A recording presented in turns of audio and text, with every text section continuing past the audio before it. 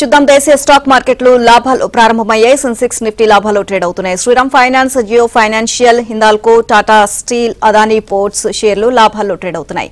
Cipla, HDFC, Kotak Mahindra, SBI life insurance, Titan company షేర్లు నష్టాల్లో కొనసాగుతున్నాయి. ఓవరాల్ గా ఈ రోజు మార్కెట్స్ కి సంబంధించి మరింత విశ్లేషణ వివేక ప్రసాద్ గారు అలాగే రాజేంద్ర గారు బిజినెస్ అనలిస్టులు లైవ్ లో సిద్ధంగా ఉన్నారు. Good morning sir.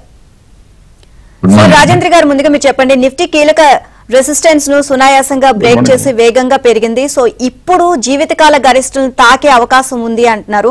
అండ్ చార్ట్ల పరంగా నిఫ్టీ, బ్యాంక్ నిఫ్టీ పరిస్థితి ఏ విధంగా ఉంది sir?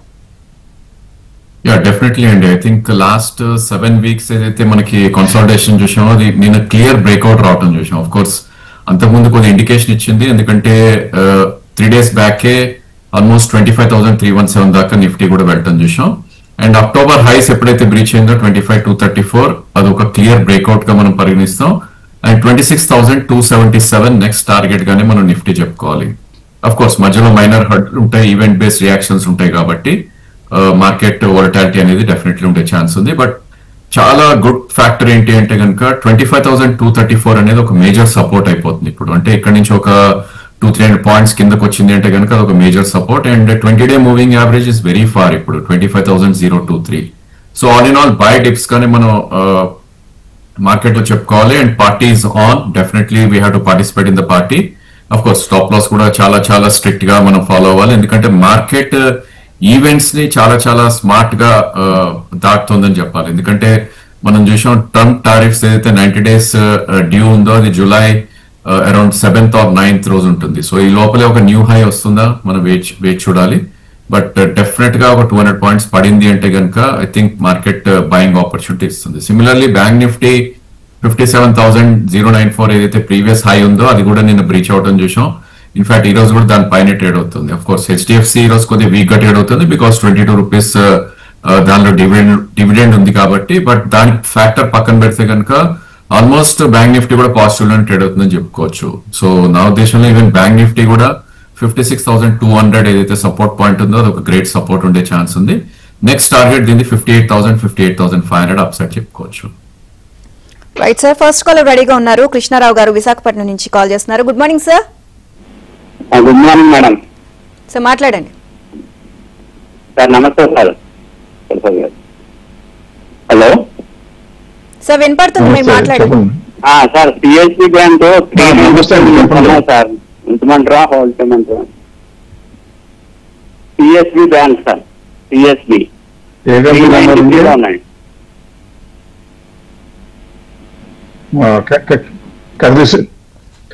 Bank sir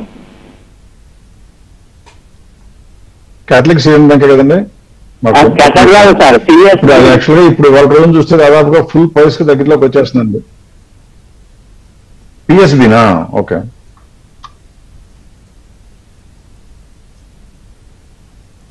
Punjab Sindh bank అదే ప్రైస్ కన్నా చాలా పెరగడానికి ఛాన్స్ ఉన్న కంపెనీల్లో ఇది ఒకటి. బ్యాంక్ స్టాక్ లో, బ్యాంకింగ్ స్టాకుల్లో పబ్లిక్ సెక్టర్ బ్యాంకులకి బాగుంటుంది.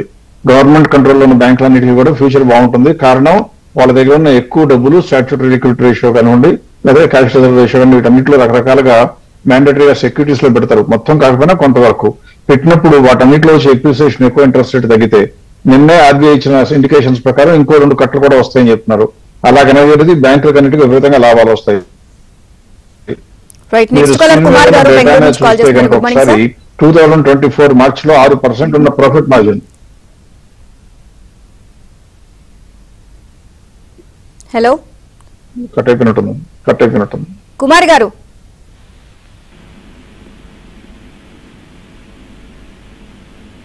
హలో హలో కుమార్ గారు, మీ ప్రశ్న ఏంటో అడగండి. Good morning madam. ఇన్ఫర్మేషన్ కావాలి madam. Siemens energy, Hindustan zinc ఈ ప్రైస్ పర్చేస్ చేయొచ్చా? రాజేంద్ర సార్ చెప్తారా? హిందుస్థాన్ జింక్ అన్న రాజేంద్ర గారు తీసుకుంటాం. Hindustan zinc probably I think accumulation కి ఇట్స్ ఎ గుడ్ స్టాక్ అండి ఈ స్టేజ్ లో. సో స్టాక్ మనం చూస్తే కనుక ప్రాబ్లీ 450 దగ్గర ట్రేడ్ అవుతున్న నేమ్ ఇది. సో లాస్ట్ 3 వీక్స్ లో కరెక్షన్ కి గురైంది బికాస్ మనందరికి తెలిసిందే వేదాంత ఎవరైతే ఉన్నారో వాళ్ళు ఒక మేజర్ స్టేక్ అమ్మారు దీంట్లో. సో కన్సాలిడేషన్ తర్వాత మళ్ళీ అప్ వచ్చే ఛాన్స్ ఉంది. సో కన్సాలిడేషన్ ఎక్కడ దాకా వస్తుంది అంటే కనుక మేబీ 420 వరకు ప్రాబ్లీ కిందకు వచ్చే ఛాన్సెస్ ఉంది. సో ఇంకో 30 రూపీస్ రిస్క్ తీసుకుంటానంటే కనుక definitely Hindustan zinc it's accumulation zone లో ఉంది కాబట్టి పర్చేస్ చేయటానికి అనుగుణంగా ఉంది. And eventually upper side target దీనికి 506 అని చెప్పుకోవచ్చు. సో ఒకవేళ 430 వచ్చిందంటే 70 రూపీస్ రివార్డ్ ఉంటుంది, మేబీ 20 రూపీస్ రిస్క్ ఉంటుంది కాబట్టి హిందుస్థాన్ జింక్ డెఫినెట్లీ బై చేయండి. సార్, వివేక ప్రసాద్ గారు, మీరు ఎప్పుడు పోర్ట్ఫోలియో అప్రోచ్ గురించి మాట్లాడుతూ ఉంటారు. సో మ్యూచువల్ ఫండ్ మేనేజర్లు పోర్ట్ఫోలియోను జాగ్రత్తగానే ఏర్పాటు చేస్తారు కాబట్టి వారి స్కోర్స్ ఎలా ఉంటాయి అండ్ ఆ స్కోర్స్ పై ఆధారపడి పర్ఫార్మెన్స్ ఉంటుంది అంటారా? ఎప్పుడు కూడా గమనించాల్సింది ఏంటంటే మ్యూచువల్ ఫండ్ మేనేజర్లకి మ్యాండేట్ ఎలా ఇస్తారంటే, మీరు ఏ షేర్ పడితే ఆ షేర్ కొంటానంటే ఒప్పుకోము, ప్రజల డబ్బులు ఇన్ఫ్లూడ్ అయినాయి కాబట్టి మీరు జాగ్రత్తగా ఉండాలని చెప్పి ఒక బ్రాడ్ రూల్స్ సెట్ చేస్తారు. అందువల్ల ఎక్కువ మంది మ్యూచువల్ ఫండ్ మేనేజర్ల పోర్ట్ఫోలియోలు బాగానే ఉంటాయి. కనీసం 80% 90% ఆఫ్ ద డబ్బుల వరకు బాగుంటాయి. కొద్దిగా డిస్కషన్ ఉన్నాయన్న చిన్న చిరకాకు ఉంటారేమో కానీ అదర్వైజ్ బాగానే ఉంటాయి. అందుకనే నేను ఏం చేస్తానంటే, మీరు రెండో ప్రశ్న కూడా అడిగారు, బాగానే ఉంటాయి కదా అంటే ఎస్, ఆన్సర్ ఏంటంటే బాగానే ఉంటాయి. కానీ ఆ పోర్ట్ఫోలియో స్కోర్లు ఆధారపడి పెర్ఫార్మెన్స్ ఉంటుందా అంటే 100-200 మ్యూచువల్ ఫండ్లు కంపెనీలు ఉంటే వాటన్నిటిలో కూడా ఏ మ్యూచువల్ ఫండ్ కొన్ని టాప్ ర్యాంక్ లోకి వస్తాయి, కొన్ని కింద బాటమ్ లో ఉంటాయి. ఎందుకు ఉంటాయి అంటే కారణం ఏంటో తెలియాలి అంటే ఖచ్చితంగా పోర్ట్ఫోలియో స్ట్రెంగ్త్ ని ఆధారపడే పెరగటం జరుగుతుంది, పోర్ట్ఫోలియో స్ట్రెంగ్త్ ని ఆధారం పడే కొద్దిగా కింద ఉండటం కూడా జరుగుతుంది. దానికి సాక్ష్యం చూపించాలంటే ఇప్పుడు నేను ఒకసారి నా స్క్రీన్ షేర్ చేస్తాను. అందులో కనుక ఇన్వెస్టర్స్ చూడగలిగినట్లయితే మొట్టమొదటి మీకు స్క్రీన్ లో చూపిస్తుందంటే హై పెర్ఫార్మెన్స్ ఉన్న మ్యూచువల్ ఫండ్స్ తీసుకున్నాను. అంటే ఈ మధ్య కాలంలో బ్రహ్మాండమైన పెర్ఫార్మెన్స్ చూపిస్తున్న 10 మ్యూచువల్ ఫండ్స్ తీసుకుంటే వాటన్నిటి యావరేజ్ స్కోర్ చూడండి 2024 నుంచి 90 కన్నా తగ్గట్లేదు ఒకసారి కూడా. అంటే ఇవన్నీ కూడా ఓవర్ 90% యావరేజ్ స్కోర్ మెయింటైన్ చేయగలుగుతున్నాయి. అందుకే ఇవి టాప్ లోకి వచ్చాయి. ఇందులో కూడా మనం ఏదైనా ఒకసారి చూద్దాము అనుకుంటే కనుక ఫర్ ఎగ్జాంపుల్ మోతీలాల్ ఓస్వాల్ చూసారనుకోండి, ఫ్లెక్సీ క్యాప్ చూస్తే 90% నుంచి వచ్చి ఇప్పుడైతే 95%కి వచ్చింది. అలా ఎప్పుడు కూడా మనం గమనించాల్సింది ఏంటంటే స్కోర్ బాగున్న మ్యూచువల్ ఫండ్ పెర్ఫార్మెన్స్ బాగుండగా తప్పదు అని తెలుసుకోవాలి. ఎట్ ద సేమ్ టైం ఇంకోటి ఆపోజిట్ కూడా చూడాలి. లో పెర్ఫార్మింగ్ ఫండ్స్ కూడా తీశాను. ఈ మధ్య కాలంలో బాగా తక్కువ ఉన్న మ్యూచువల్ ఫండ్స్ ఏమున్నాయని చూసి వాటన్నిటికీ యావరేజ్ స్కోర్ చూపించమంటే చూడండి, అన్ని 90 కన్నా తక్కువ 86, 84, 88 లో ఉన్నాయి. ఇప్పుడు 93కి వచ్చాయి. అంటే ఇందులో కొన్ని మ్యూచువల్ ఫండ్స్ బహుశా రాబోయే రోజుల్లో గ్యారంటీగా బాగుండొచ్చు. ఇందులో ఫర్ ఎగ్జాంపుల్ కనుక మోతీలాల్ ఓస్వాల్ ఫోకస్ చూస్తే మోతీలాల్ లో ఉన్న 2 కంపెనీ మ్యూచువల్ ఫండ్స్ బాగున్నాయి, వాళ్ళ మేనేజ్మెంట్ లో ఉన్న ఒక ఫండ్ మాత్రం మరీ అన్యాయంగా ఉంది. ఎందుకు 85 కన్నా స్కోర్ రావటం లేదు. కాబట్టి స్కోర్ ఆధారంగా పెర్ఫార్మెన్స్ ఉంటుందా అంటే ఉంటుంది, ఉంటూనే ఉంటుంది, ఉండబోతోంది కూడా అని చెప్పొచ్చు. అండ్ సార్, రిటైల్ ఇన్వెస్టర్లు తమ పోర్ట్ఫోలియో స్కోర్లు తెలుసుకోవాలి అని కోరుకుంటే ఆ ఫెసిలిటీ ఎక్కడ దొరుకుతుంది? ఎక్కడ దొరుకుతుందంటే స్కోర్ మొదలు పెట్టింది మనం కాబట్టి మన దగ్గర గ్యారంటీగా దొరుకుతుంది. నిరభ్యంతరంగా ఏబిఎన్కి రాయొచ్చు. ఒకవేళ కాదు, ఒకవేళ కనుక మాకు త్వరితగతిన ఫాస్ట్ గా రావాలనుకుంటే కనుక ఎవరైనా సరే సింపుల్ గా వివేకం వెబ్సైట్ లోకి వెళ్ళిపోయి info@vivekum.co.in కి వాళ్ళ పోర్ట్ఫోలియోలు కనుక పంపించినట్లయితే మేము వెంటనే ఇవ్వడానికి ట్రై చేస్తాం. నెక్స్ట్ మంత్ ఎండింగ్ వరకు మాత్రం ఎంతమంది ఎన్ని వేల మంది అడిగినా కూడా ఫ్రీగానే ఇస్తాం కాబట్టి ఒక నయా పైసా ఖర్చు కాదు. అందువల్ల ఇన్వెస్టర్లు కనీసం వాళ్ళ స్కోర్ తెలుసుకుంటే ఏ 50-60 ఉంటే కనీసం ఇప్పుడున్నా జాగ్రత్త పడి పోర్ట్ఫోలియోని మార్చుకోవడానికి అవకాశం ఉంటుందని మన ఏబిఎన్ తరఫున చెప్పొచ్చు. రైట్ సార్, కాలర్ రెడీగా ఉన్నారు. పద్మ గారు రాజమండ్రి నుంచి కాల్ చేస్తున్నారు. గుడ్ మార్నింగ్ అండి. గుడ్ మార్నింగ్ అండి. నమస్తే రాజేంద్ర గారు, ప్రసాద్ గారు. నేను ప్యాడెన్ తీసుకున్నానండి, 480 ఆ ప్రైస్ రేంజ్ లో తీసుకున్నాను. అలాగే పెడిలైట్ ఇండస్ట్రీస్ కూడా తీసుకున్నాను. కొంచెం రెండింటి గురించి చెప్పగలరా? అంటే ఫర్దర్ గా గ్రో అవడానికి ఛాన్స్. పెడిలైట్ అయితే చాలా రోజుల నుంచి అంతగా ఇంక్రీజ్ అవ్వట్లేదు. ఐ థింక్ పిడిలైట్ ప్రాబ్లమ్ మనం చూస్తే అండి పెయింట్ ఇండస్ట్రీ కి చెందిన స్టాక్ అది. సో మనం చూస్తున్నాం కాంపిటీషన్ అది కూడా చాలా ఎక్కువగా ఉంటుంది కాబట్టి ప్రాబ్లీ ఆ సెక్టరే it's not doing great. So of course consolidation అవుతుందని చెప్పాలి, బికాస్ ఏషియన్ పెయింట్స్ ఇవన్నీ కూడా చాలా చాలా వీక్ ట్రేడ్ అయిన నేమ్స్. సో 3,400 నుంచి ఆల్మోస్ట్ 2640 దాకా వచ్చి ఇప్పుడు ఒక 3,000 రేంజ్ లో ట్రేడ్ అవుతున్న నేమ్ పిడిలైట్. సో డెఫినెట్లీ ఈ స్టేజ్ లో అయితే ఐ థింక్ హోల్డ్ చేయాల్సిన తగ్గ షేర్ ఇది. ఇన్ఫాక్ట్ ఇది డౌన్ అయ్యి 2600, 2700 వస్తే కనుక ఐ థింక్ మళ్ళా బై చేసే ప్రయత్నం చేయొచ్చు. So it's a very sober stock and very good stock to own అండి లాంగ్ టర్మ్ కోసం. సో డెఫినెట్లీ ఉన్న పొజిషన్ మీరు ఉంచవచ్చు. బట్ అగైన్ 3396 ప్రీవియస్ హై దాటి 35-36 వెళ్ళింది అంటే కనుక అక్కడ ప్రాఫిట్ బుకింగ్ అనేది we should do. So all in all ఇది 3600 నుంచి 2700 మధ్యలో ట్రేడ్ అయ్యే కైండ్ ఆఫ్ స్టాక్ ఇప్పుడు మిడ్ పాయింట్ దగ్గర ట్రేడ్ అవుతుంది. Right sir, next caller Prasad garu Hanamkonda నుంచి కాల్ చేస్తున్నారు. Good morning sir. నమస్తే నమస్తే మేడం. సార్ మాట్లాడండి. నమస్తే మేడం. నమస్తే ప్రసాద్ గారు. వాయిస్ వినపట్లేదు. ఈ సార్ హన్మకొండ నుంచి ప్రసాద్ సార్ 3150 లోపల యూకో బ్యాంక్ 3000 షేర్లు తీసుకున్నారు సార్. 3150 లోపల 3000 షేర్లు యూకో బ్యాంక్ తీసుకున్నాం సార్. సిగ్నల్ బాగాలేదండి ఫోన్ సారీ. యూకో బ్యాంక్ నుంచి 3000 షేర్స్ తీసుకున్నారంట సార్. యూకో బ్యాంక్ కదా, ఓకే. ఒక నిమిషం. యూకో బ్యాంక్ స్టాక్స్ అన్నిటికీ కూడా రాబోయే రోజుల్లో ఫ్యూచర్ బాగుండడానికి అవకాశాలు బాగా ఎక్కువ ఉన్నాయి. ఈ రోజు సబ్జ్యూడ్ గా ఉండడానికి కారణం ఏంటంటే రిటైల్ లెండింగ్ ఎక్కువ పెరుగుతోంది, ఇన్స్టిట్యూషనల్ లెండింగ్ ఎక్కువ అవకాశం దొరకటం లేదని భయపడుతున్నారు. ఈ యూకో బ్యాంకే కనుక చూస్తే 30 రూపీస్ లో ఇప్పుడున్న ప్రైస్ మా అంచనా ప్రకారం 40 రూపీస్ వరకు ఉండవలసినటువంటి ఫండమెంటల్స్ ఉన్న కంపెనీ కాబట్టి అందులో ఏమాత్రం భయపడక్కర్లేదు.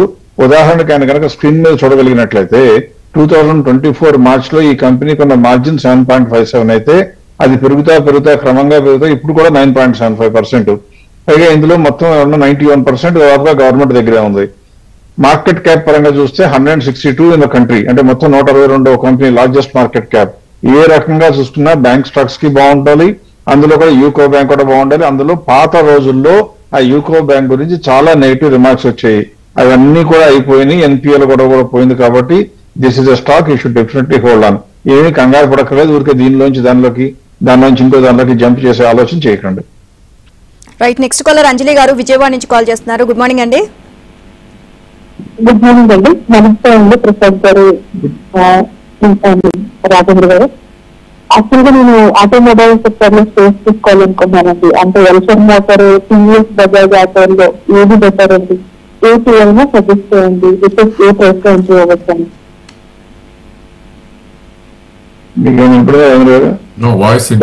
ఎల్సర్ motor, Bajaj auto, TVS motor వీటిలో 2 షేర్స్ తీసుకోవాలనుకుంటున్నానండి. అవునండి. Right. Next caller Mastan Vali గారు కాల్ చేస్తున్నారు. నమస్తే అండి. నమస్తే అండి సార్ కొంచెం క్లియర్ గా చెప్పండి సార్, సార్ కి అర్థం కావట్లేదు. అంటే నమస్తే అండి. నా పేరు చెప్పండి. హలో, పెద్దగా మాట్లాడండి పర్లేదు. మస్తాన్ నా పేరు. స్టైల్ ఏమో 135 దగ్గర ఉన్నాయండి. ఐడిఎఫ్సి ఫస్ట్ బ్యాంక్ 75 రూపాయల దగ్గర ఉన్నాయి. ఉంచాలా వెళ్ళిపోవాలా? బ్యాంకులు అన్ని కూడా బాగుంటాయని చెప్తే బ్యాంక్ స్టాక్స్ బాగుంటాయని చెప్పిన మాట మేమే. బ్యాంకింగ్ స్టాక్స్ లో కొన్ని బాగా ఉండకపోవచ్చు అని చెప్పేది కూడా మేమే. ఎందుకంటే ఏదైనా ఒక స్టాక్ కనుక పెరగకూడనంత పెరిగితే నిరభ్యంతరంగా ఆ స్టాక్ అమ్ముకోమని కూడా చెప్పే ధైర్యం ఉండాలి. అది ఎప్పుడు ఉంటుందంటే ఫండమెంటల్స్ క్లోజ్ గా స్టడీ చేసి దాని ప్రైస్ ప్రస్తుతం ప్రైస్ తో పోలిస్తే ఎక్కువ తక్కువ చెప్పగలిగే చొరవ ఉండాలి, ధైర్యం ఉండాలి. అది మాకు ఎప్పుడు పుష్కలంగా ఉంటుంది. కాబట్టి ఐడిఎఫ్సి ఫస్ట్ బ్యాంక్ తీసుకుంటే కంపెనీ బాగాలేదా అంటే బాగాలేదు. మొట్టమొదట మీరే స్క్రీన్ మీద పెర్ఫార్మెన్స్ చూస్తే తెలిసిపోతుంది. ఒకప్పుడు 11% ఉండే మార్జిన్ తగ్గుతా వచ్చి ఇప్పుడు ఎంతకు వచ్చిందంటే 4%కి వచ్చింది. అంటే ఈ కంపెనీకి మిగతా బ్యాంకులన్నింటిలో లాభాలు పెరుగుతుంటే తగ్గుతోంది. కానీ ప్రైస్ ఏమైనా తగ్గిందా? మనలాంటి చాలా మంది ఈ ప్రైస్ తక్కువలో ఉందని కొనుక్కునే వాళ్ళు ఎక్కువ అవడంతో 72 రూపాయలు ఉంది. నా లెక్క ప్రకారం ఎంత ఉండాలంటే 64 ఎక్కువ. అసలు ఉండకూడదు మన దగ్గర స్టాక్, ఎందుకంటే పెర్ఫార్మెన్స్ బాగాలేదు కాబట్టి. ఒకవేళ పొరపాటున కొనుక్కున్నా ఇప్పుడు వరకు మాత్రం ఉంచుకోకూడదు. ఎట్టి పరిస్థితుల్లో వెంటనే అమ్మేయాలి. రైట్. సార్ ప్రసాద్ రాజేంద్ర గారు మీరు చెప్పండి. ఐటీ రంగం అత్యుత్తమ ప్రదర్శన ఇస్తున్న మిగతా రంగాలు ఈ సమయంలో పక్కకు తప్పినట్లుగా కనిపిస్తున్నాయి. సో ఈ దశలో ఏ రంగం మంచి ప్రదర్శన చూపించే అవకాశం ఉంది? షార్ట్ టు మీడియం టర్మ్ కోసం దృష్టి పెట్టాల్సిన స్టాక్లు ఏంటి సార్?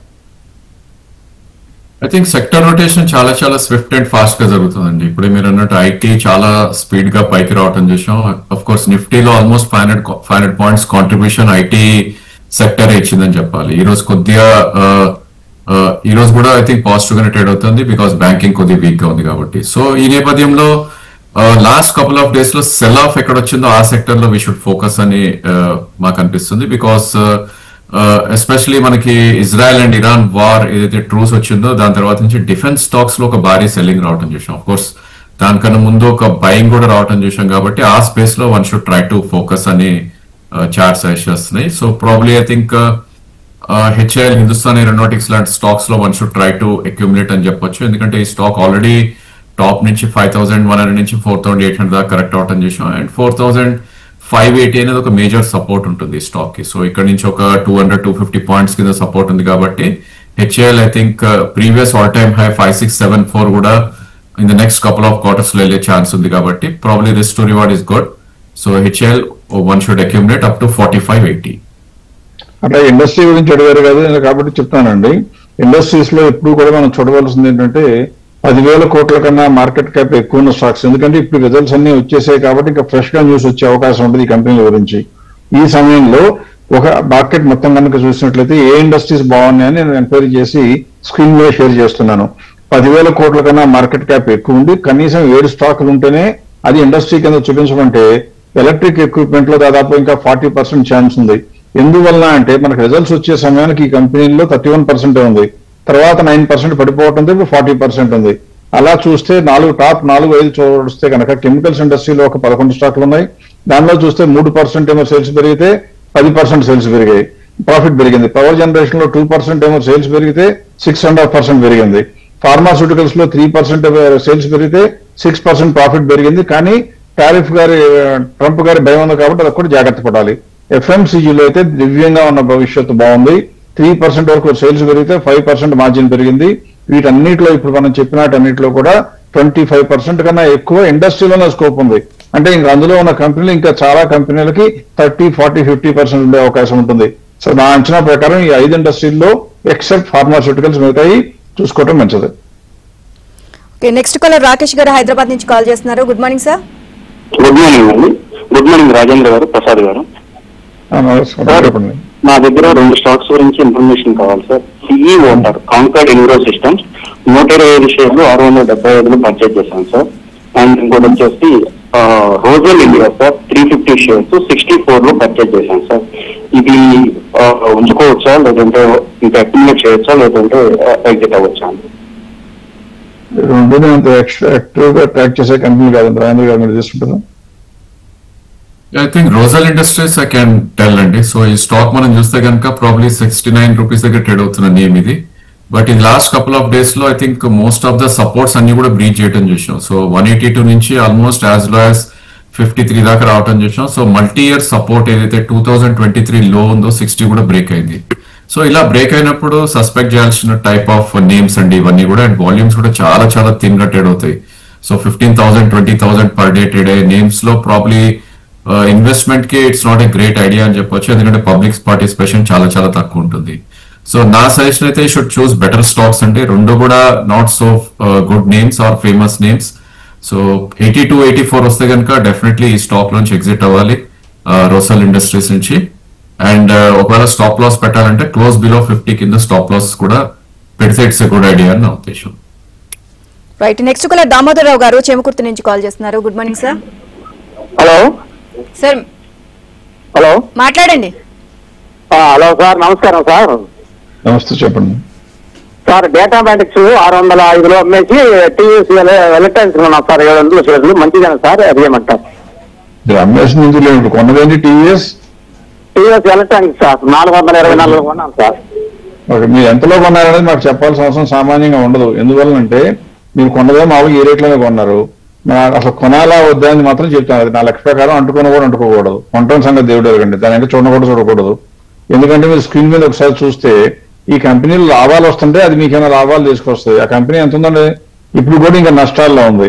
ఇప్పుడు ఒక్కసారి ఏమన్నా లాస్ట్ 4 క్వార్టర్లుగా కూడా లాస్ లోనే ఉంది. ఇంకా కంపెనీ ఎందుకు కొన్నారో నాకు అర్థం కావట్లేదు. మీరు కొనడానికి కారణం బహుశా రేటు కొద్దిగా తగ్గిందని కొని ఉంటారు. దయచేసి స్టాక్ కొనడానికి రేటు తగ్గితే కొనే ఆలోచన ఎప్పుడు కూడా పక్కన పెట్టండి.